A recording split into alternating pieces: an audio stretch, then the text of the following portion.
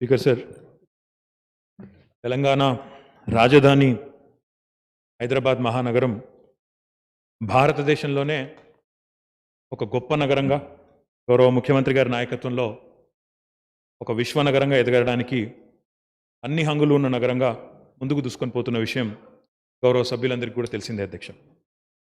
అధ్యక్ష, ఈ నగరానికి గొప్ప చరిత్ర ఉంది.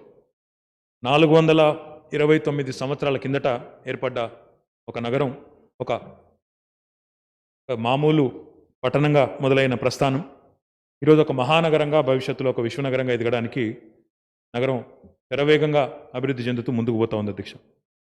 అధ్యక్ష 429 సంవత్సరాల కిందట బీజం పడ్డప్పటికీ ఆనాడు 1869లో హైదరాబాద్ మున్సిపాలిటీగా ఏర్పడింది. అధ్యక్ష 1869లో మున్సిపాలిటీగా ఏర్పడ్డ తర్వాత 1933లో చాదర్ఘాట్ అనే ఇంకో మున్సిపాలిటీ ఏర్పడింది.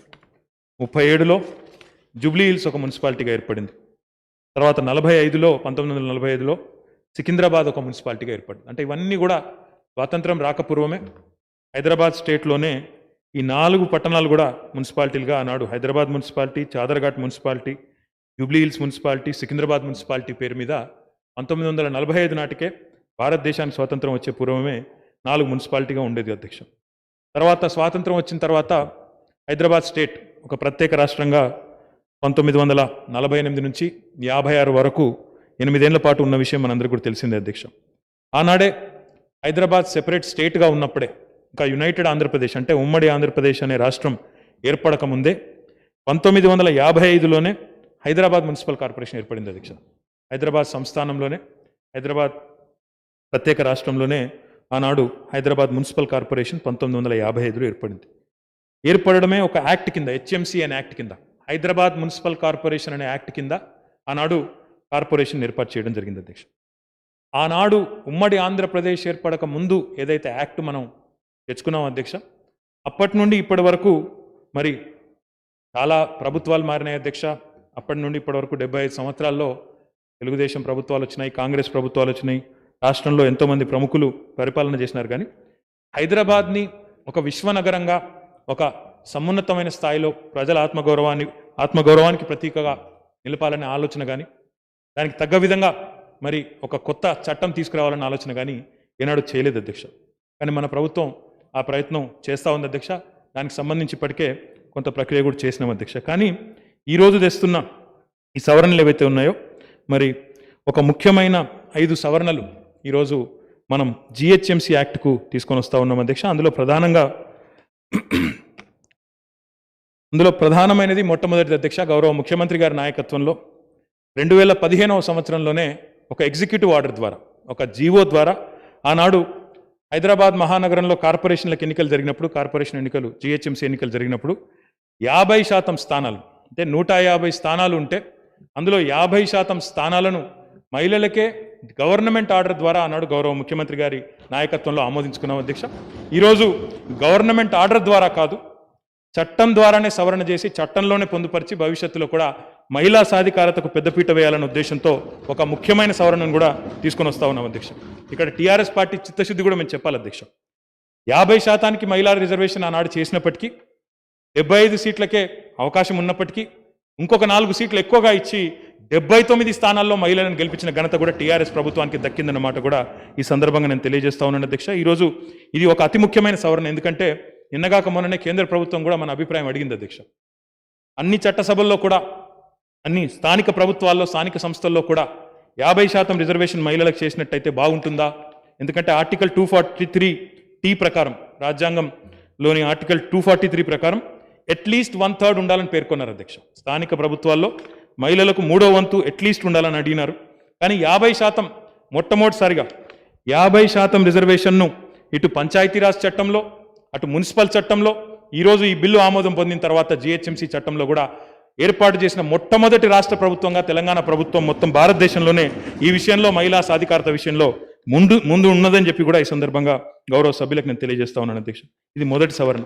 రెండవది, గౌరవ ముఖ్యమంత్రి గారి నాయకత్వంలో నిన్నగాక మొన్న కేంద్ర ప్రభుత్వం కూడా ఒక నివేదిక విడుదల చేసింది. అధ్యక్ష అక్కడి ఫారెస్ట్ రీసెర్చ్ ఇన్స్టిట్యూట్ వారు ఒక రిపోర్ట్ విడుదల చేస్తూ తెలంగాణలో 5 నుంచి 6% గ్రీన్ కవర్ పెరిగింది హరితహారం కార్యక్రమం ద్వారా అని చెప్పేసి ఒక బ్రహ్మాండమైన నివేదిక కూడా వాడు విడుదల చేయడం జరిగింది అధ్యక్ష పల్లె ప్రాంతాల్లో చిన్న చిన్న పట్టణాల్లో బ్రహ్మాండంగా ఈరోజు గౌరవ ముఖ్యమంత్రి గారు ఏదైతే కొత్త పురపాలక చట్టం కొత్త పంచాయతీరాజ్ చట్టం తెచ్చినారో అందులో పెట్టిన ఒక నిబంధన వల్ల 10% బడ్జెట్ను ఖచ్చితంగా గ్రీన్ కవర్కి పెట్టాలి, హరిత ప్రణాళికలు ఏర్పాటు చేసుకోవాలి, హరిత వనాలను పెంచాలి, పచ్చదనాన్ని పెంచాలి అనే గౌరవ ముఖ్యమంత్రి గారి లక్ష్యం ఏదైతే ఉందో దానికి అనుగుణంగా పురపాలక చట్టంలో అదే రకంగా పంచాయతీరాజ్ చట్టంలో కూడా మనం ఇప్పటికే మార్పు తెచ్చుకున్నాం అధ్యక్ష.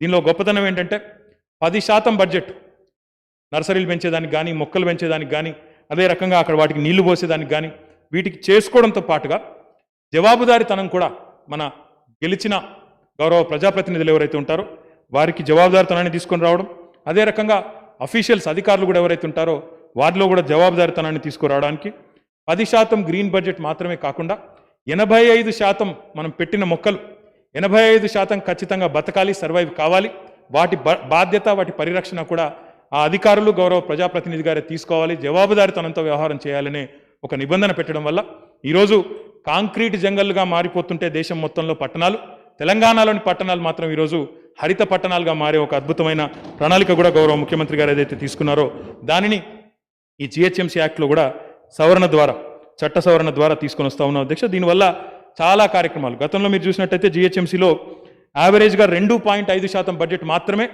గ్రీన్ బడ్జెట్కి పెట్టేది అధ్యక్ష. ఈరోజు ఈ 2.5% నుంచి ఈ చట్ట సవరణ వల్ల కాంక్రీట్ జంగల్గా మారిపోతున్న హైదరాబాద్ను ఒక బ్రహ్మాండంగా హరితవనంగా హరిత పట్టణంగా మార్చేదానికి ఒక అవకాశం వస్తుంది. 2.5% నుండి 10% మేరకు చట్టం ద్వారా మరి ఒక మ్యాండేట్ చేయడం ద్వారా బాగా హరిత వనాలను పెంచొచ్చు, హరితాన్ని పెంచొచ్చు అనే ఉద్దేశంతో ఈ సవరణ కూడా తీసుకొని వస్తూ ఉన్నాం అధ్యక్ష. దాంతో పాటుగా పార్టిసిపేటరీ డెమోక్రసీ అంటారు అధ్యక్ష. ప్రజల భాగస్వామ్యంతో పురపాలన అన్న పదంలోనే పౌరుల భాగస్వామ్యంతో కూడిన పాలన అనే ఒక అర్థం స్ఫురిస్తుంది అధ్యక్ష.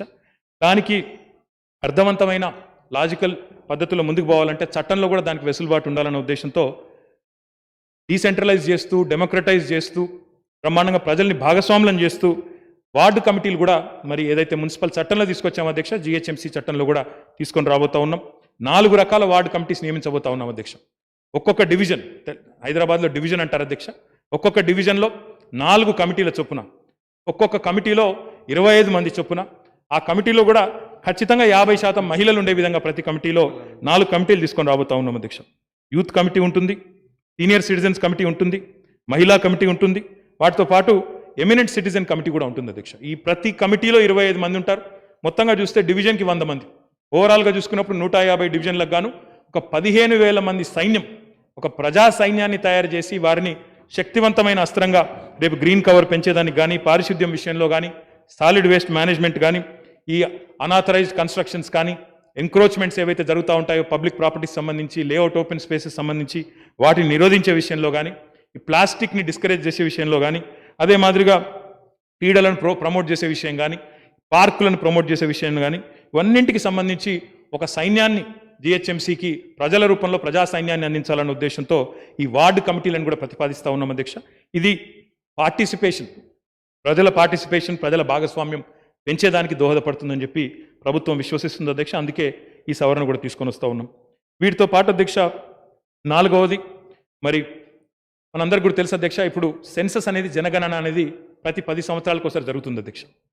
కానీ మాటిమాటికి రిజర్వేషన్లు మార్చడం వల్ల, మాటిమాటికి వార్డు రిజర్వేషన్లు మార్చడం వల్ల ఆ ఎన్నికైన ప్రజాప్రతినిధికి ఒక జవాబుదారితనం ఉండడం లేదు, కంటిన్యూటీ ఉండడం లేదు, ఫోకస్ కూడా ఉండేదానికి ఆస్కారం లేదు. అందుకే తెలంగాణ పురపాలక చట్టంలో కానీ, తెలంగాణ పంచాయతీరాజ్ చట్టంలో కానీ మనం 2 టర్మ్లు రిజర్వేషన్ ఫిక్స్ చేస్తూ ఒక నిబంధన తీసుకుని వచ్చినాం అధ్యక్ష. అకౌంటబిలిటీ పెంచేదానికి, అదే రకంగా ఇంతకుముందు నేను చెప్పినట్టు ఇవన్నింటికి సంబంధించి కంటిన్యూటీ ఉండాలి, ఫోకస్ ఉండాలి, పని జరగాలి అనే ఉద్దేశంతో 2 టర్మ్లకు రిజర్వేషన్ ఫిక్స్ చేస్తూ ఒక చట్ట సవరణ తీసుకొచ్చాం. దాన్ని ఈరోజు జిహెచ్ఎంసీ యాక్ట్లో కూడా పొందుపరుస్తూ మరి ఈ సవరణను కూడా సభ ముందుకు తీసుకొని వచ్చినాం అధ్యక్ష. ఇక్కడ మిత్రులందరినీ నేను గమనించమని కోరేది, కేంద్ర ప్రభుత్వం చేసే జనగణన కూడా 10 ఏళ్లకోసారి జరుగుతుంది. కాబట్టి మనకు వచ్చే జనగణన 2020లో జరిగి మనకు ఫలితాలు వచ్చి 2023 నాటికి వచ్చేసరికి అప్పటి నుండి కొత్త సిస్టమ్ మళ్ళీ మనం 2 టర్మ్లకు ఫిక్స్ చేసుకొని 24లో జరిగే, 25లో జరిగే, ఆనాడు జరిగే జిహెచ్ఎంసీ ఎన్నికల నుంచి మనం 2 టర్మ్ల పాటు ఫిక్స్ చేసుకుంటాం. గతంలో 2015లో జరిగిన ఎన్నిక మొదటి టర్మ్గా పరిగణిస్తూ, ఇప్పుడు జరిగే ఎన్నికను 2వ టర్మ్గా పరిగణిస్తూ ఈ 2 టర్మ్లకు కూడా రిజర్వేషన్ ప్రభుత్వం ఫిక్స్ చేయాలనే ఉద్దేశంతో ఈ సవరణ కూడా తెచ్చింది అధ్యక్ష. ఇక చివరిగా అధ్యక్ష 5వ సవరణ, మరి ఈరోజు ఒకవైపు కోవిడ్ లాంటి సంక్షోభం, అదే రకంగా ప్రభుత్వాలు ఎప్పటికప్పుడు చాలా రకాల ఆలోచనలు, చాలా రకాల మరి సమస్యల నుంచి కూడా మరి ఎప్పటికప్పుడు పరిష్కారాలు వెతుకుతూ ప్రజా సంక్షేమం కోసం, అభివృద్ధి కోసం పనిచేస్తూ ఉంటాయి అధ్యక్ష. ముఖ్యంగా రాష్ట్ర ప్రభుత్వం యొక్క పాత్ర ఇందులో చాలా కీలకంగా ఉంటుంది. అందుకే ఒకవైపు ఈ కోవిడ్ సంక్షోభము, అదే రకంగా సర్వసాధారణంగా అప్పుడప్పుడు ఇప్పుడు వర్షాలు కూడా కుంభవృష్టిగా పడతా ఉన్నాయి అధ్యక్ష. అక్కడ వాయుగుండం వచ్చిందని చెప్తా ఉన్నారు. ఇట్లాంటి ఎన్నెన్నో పరిస్థితులు ఉత్పన్నమవుతూ ఉంటాయి. కాబట్టి ఎన్నికలు ఎప్పుడు నిర్వహించాలి అనే అంశం రాష్ట్ర ప్రభుత్వంతో సంప్రదించి రాష్ట్ర ప్రభుత్వం కంకరెన్స్ తీసుకొని మనం స్టేట్ ఎలక్షన్ కమిషన్ నిర్వహించాలనే ఒక సవరణ కూడా తీసుకొని వచ్చాము అధ్యక్ష. ఎందుకంటే ఇందులో చాలా అంశాలు ఇమిడి ఉంటాయి. లా అండ్ ఆర్డర్ కానీ, అవైలబిలిటీ ఆఫ్ స్టాఫ్ కానీ, అదే రకంగా ఇంతకుముందు నేను చెప్పినట్టు ప్రకృతి వైపరీత్యాలు కానీ, ఇవన్నింటినీ అధిగమించి బెటర్ ప్లానింగ్ చేసుకొని ముందుకు పోవాలంటే state election commission in concurrence with state government ఏ రకంగానైతే మున్సిపల్ చట్టంలో, ఏ రకంగానైతే పంచాయతీరాజ్ చట్టంలో మరి చేయాలని చెప్పామో ఎన్నికల నిర్వహణ అనేది, అదే రకంగా స్టేట్ ఎలక్షన్ కమిషన్ ఇక్కడ కూడా ప్రభుత్వంతో కంకరెంట్గా ఆలోచించి నిర్ణయం తీసుకోవాలని చెప్పి కూడా ఈ సవరణ పెట్టాము అధ్యక్ష. ఇవన్నీ కూడా చాలా సులువైన, చాలా స్ట్రైట్ ఫార్వర్డ్ సవరణలు అధ్యక్ష. కాబట్టి గౌరవ సభ్యుల్ని ఈ విషయంలో చర్చించి వీటిని ఆమోదించాలని చెప్పి మీ ద్వారా వారిని కోరుతా ఉన్నాను అధ్యక్ష. Now the discussion